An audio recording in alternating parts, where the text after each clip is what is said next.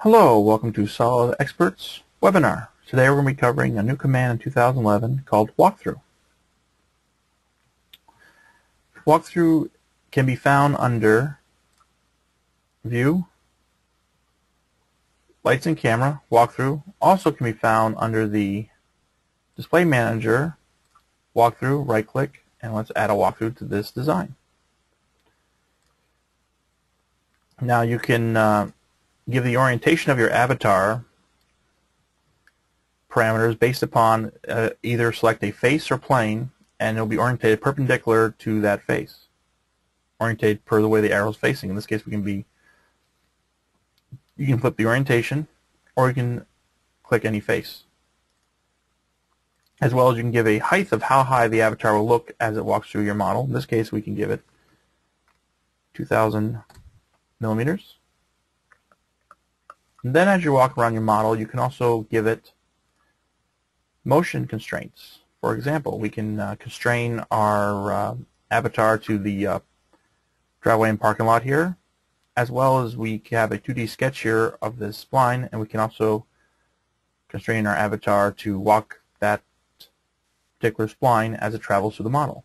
And in order to do that, you must have turned on avatar to follow path, so it will have collision detection turned on, and it'll only stay on those particular constrained paths when running through the walkthrough.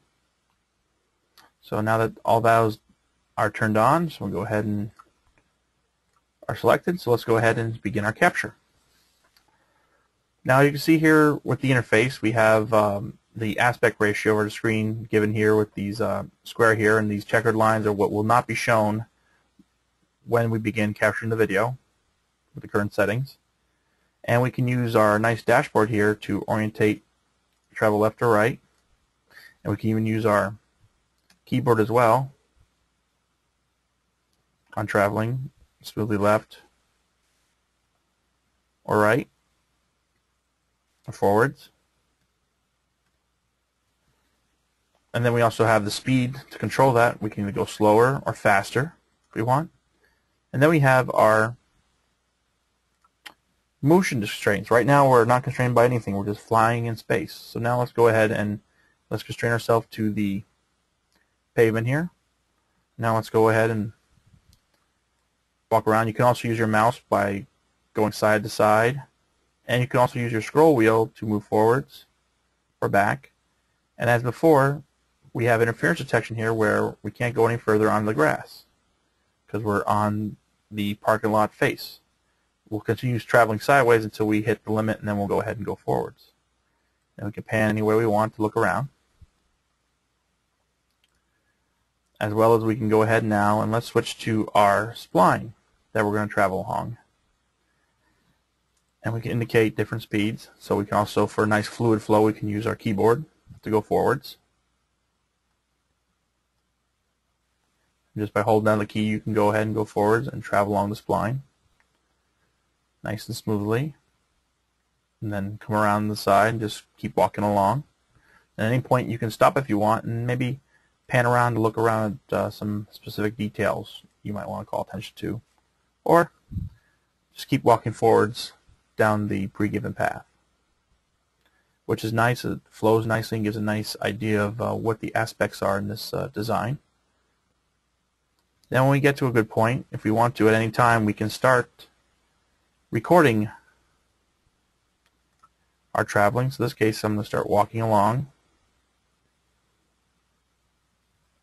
as it's going to record our walkthrough, allowing us to see the different sites. As you can see, it looks a little blocky right now, but as we're walking through it, we can, once we get to the end of our travel, and after we get to our location, we can even take a minute to also maybe pan to one side or the other. When we're done, if we're happy with it, we can go ahead and save that. And now, it looked a little blocky there, but we can go now and let's have a quick playback of our walkthrough we just recorded. So as you can see here, it runs much smoother and stuff's more clearly rendered. And as you get an idea of, as you're walking through the different components to see what's going on. And once you get to the end of this walkthrough, if you're really happy with it, you go ahead and pause it at any point, and then if you're happy with it, you can go ahead and save it. Now when you're going to save your walkthrough off, you can go ahead and generate video.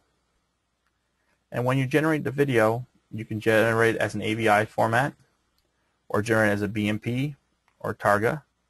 And those will be individual screens of the bitmap. They can then knit together into a secondary video graphics program if you like for further editing, or you can just do a standard AVI format. Then if you have a renderer here, you can use a standard SOLIDWORKS screen renderer like RealView, or if you have your add-in turned on for PhotoView 360, you can use that renderer to render your motion as you travel through the model. Then you also have your size of your image size ratios, where here we have our 1280 by 9, where you can manually enter in those values, or you can even use a custom ratio. Now right now the camera is equal to what you're seeing, but our final design does not match. We can even go as high as a HD format, where you can see it blows up to be the whole screen, and it'll give us a much higher quality image, and so it can take up a whole projector or even a large TV if we would like to show the video at a conference. And then finally, the frame rate. Now, in order for it to be less jerky and much smoother, you'd want to bring this up to 30 frames a second. Must be a larger file, it'll take longer to render, but it'll give you a nice, smooth walkthrough travel to show your information. And then all you have to do is go ahead and save it, and then it'll walk through and render the component. And once again, the walk gives you the capabilities of being able to share with people your design intent and your and specific parts of a design to really give an idea to the customer prospect how it's coming together and what you're planning on doing. So thank you very much. That covers the walkthrough today. Hope you enjoyed the webinar, and have a great day. Thank you.